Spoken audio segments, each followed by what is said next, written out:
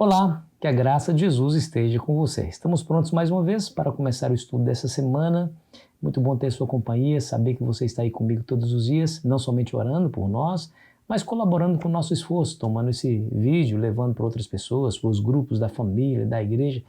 Isso me enche de alegria, continue assim fazendo. Não se esqueça de se inscrever caso ainda não tenha feito e de ao final deixar o seu gostei ou não gostei. A sua interação aqui comigo nesse canal fortalece esse canal e os algoritmos do YouTube de um canal relevante se encarrega de levá-lo a outras pessoas. Então nos ajude nesse propósito. Vamos ao tema dessa semana, o testemunho dos samaritanos.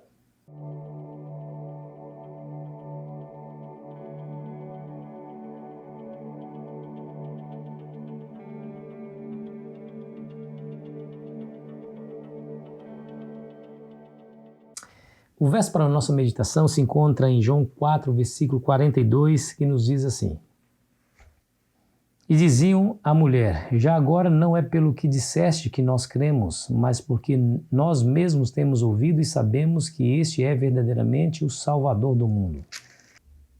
Esse texto vai ser a linha mestra do nosso estudo dessa semana. É o testemunho dos samaritanos acerca de quem é Jesus depois de eles terem se encontrado com Jesus. Testemunho forte, poderoso. Este é verdadeiramente o Salvador do mundo. Olha que conclusão extraordinária. Ele não era só o Salvador de Israel, ele era o Salvador do mundo. Esse testemunho é fortíssimo.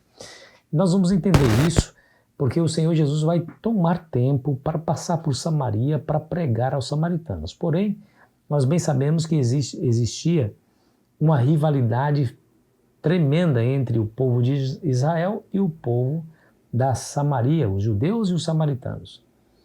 Por quê? Você se lembra que eram 12 tribos. Os 12 filhos de Jacó deram origem às 12 tribos.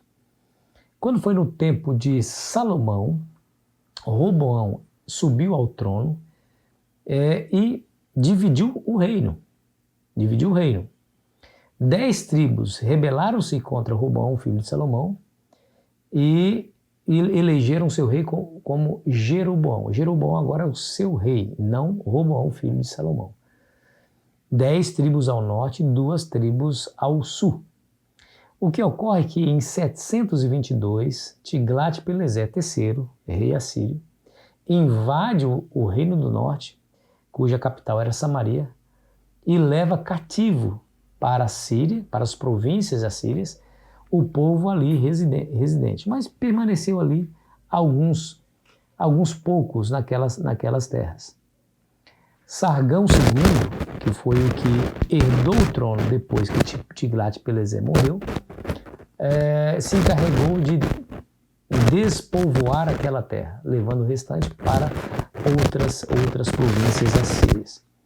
Aquela era uma terra conquistada e não poderia ficar despovoada. Então os assírios trouxeram de todas as partes da Mesopotâmia pessoas para habitarem, colonizarem aquelas terras. Como ainda havia alguns israelitas naquela região, houve ali uma amalgamação dos povos colonizadores com os que estavam na terra, que eram os israelitas, puros israelitas. O problema é que eles se casaram entre si e formaram um povo miscigenado, né? Não era mais uma raça pura, por isso houve aí a rivalidade. Os judeus olhavam para os samaritanos e diziam: vocês não conseguem nem comprovar a genealogia de vocês. Vocês não podem ser israelitas. Não podem ser. Vocês são fruto dessa amalgamação entre os povos da Mesopotâmia e Israel. Mas não era somente isso que fazia a divisão entre esse povo, que acentuava o conflito e a rivalidade entre os judeus e os samaritanos. Na época de Jeroboão, eles ergueram, os samaritanos, as 10 tribos do norte, ergueram um outro templo para se rivalizar com o templo de Jerusalém. E ali ergueu um altar e começaram a adorar bezerros de ouro. Olha que coisa terrível, terrível. totalmente contrário àquilo que Deus havia revelado na sua palavra, inclusive na sua lei. Não farás para ti imagem de escultura, de nenhuma semelhança que há em cima no céu, nem embaixo da terra, nem nas águas debaixo da terra. Não te curvarás a elas, e nem as adorarás, ou lhe prestarás culto. Foi exatamente isso que os samaritanos fizeram quando ergueram um templo, rivalizando-se com o templo de Jerusalém, e começaram a adorar os bezerros de ouro. Isso é coisa terrível, né? Esse templo, o templo de Gerizim, foi destruído por um governante judeu chamado João Hircano, no ano 128 a.C., né?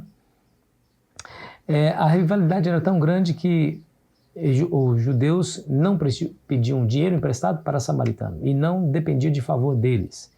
Eles os consideravam como uma raça condenada à perdição, porque faziam exatamente essas coisas, né? Enfim, a rivalidade era terrível. Foi nesse contexto que João escreve o encontro que Jesus teve com aquela mulher samaritana. Jesus, ele quebra os paradigmas da sociedade atual. Ele não olha para as pessoas como os seus próprios contemporâneos olhavam. Os seus conterrâneos, encaravam os samaritanos como uma raça inferior. Jesus não. Jesus encarava os samaritanos como seres humanos, criados à imagem e semelhança de Deus, que estavam perdidos no pecado, que precisavam ser alcançados pelo Evangelho. Por isso, ao invés de ele fazer o caminho mais longo até a Galileia, ele passa por dentro de Samaria, que era o caminho mais curto, caminho esse que era evitado por qualquer judeu. Mas Jesus passa de propósito porque tinha um plano evangelístico para aquela multidão de pessoas que estavam ali habitando aquela região. Quando aquelas pessoas encontraram com Cristo, quando eles ouviram dos lábios de Cristo a mensagem do reino dos céus, aí esses homens disseram o que está aí no verso para memorizar. E diziam à mulher: agora não é mais por causa do que você falou que nós cremos, mas porque nós mesmos ouvimos e sabemos que este é verdadeiramente o Salvador do mundo. Eu falei no início e repito agora, que eles tiveram uma concepção muito mais ampla do que os próprios judeus acerca de quem era Jesus.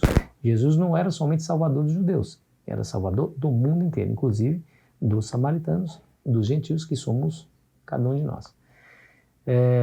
Querido amigo, querida amiga, qual é a lição que nós tiramos aqui dessa introdução do estudo dessa semana? A lição é: não deixe que o preconceito impeça ou iniba a tua ação de pregar o Evangelho para outras pessoas. Tem pessoas que pensam diferente de você e comportam-se diferente de você, mas nem por isso você vai deixar de pregar o Evangelho para essas pessoas. As pessoas mais perdidas do mundo são as que mais precisam do Evangelho. E quando o Evangelho alcança essas pessoas, quando elas se deixam influenciar pelo Evangelho, essas pessoas se tornam mais gratas a Deus, porque mais foi libertadas aí do poder do pecado, porque estavam distantes demais e o Senhor, por seu amor e misericórdia, os alcançou. Então essas pessoas se tornam gratas, muito gratas ao Senhor, pela tamanha libertação que experimentaram pelo poder do Evangelho. Então, qual que é a lição que nós aprendemos? Faça a pregação do Evangelho, não importa quem, e de pregar o Evangelho a toda criatura. Essa foi a orientação, a ordem de Jesus. Não olhe para as pessoas, para a posição social delas, para situações religiosas que porventura estejam impedindo. Olhe para cada ser humano como alguém que precisa ser resgatado e levado para o céu. Se você assim fizer, se você ir atrás, eu tenho certeza que terá certamente a companhia de Jesus.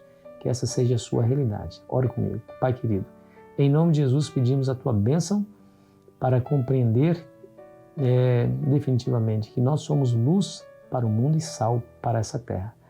A luz ilumina, o sal dá sabor. Então nos ajude, Senhor, a nos misturarmos com essas pessoas a fim de levá-las cativas aos pés de Cristo, em nome de Jesus. Amém.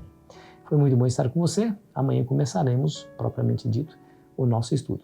Tenha um feliz sábado na presença de Jesus.